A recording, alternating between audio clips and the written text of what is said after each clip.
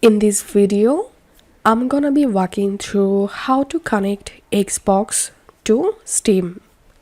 It's pretty simple process to link your Steam with your Xbox. Open your Xbox and click on your profile. Click on settings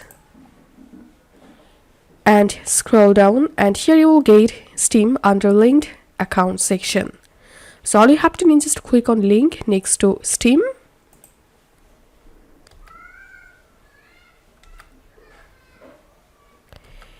And now enter here your Steam account name,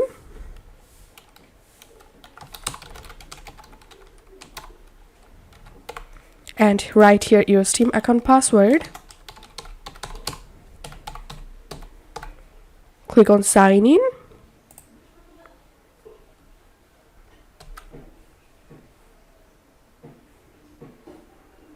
Click on sign in. Click on open Xbox.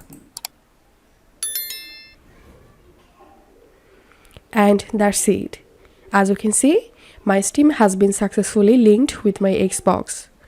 Now you can show your Steam profile by checking this box, and that's it.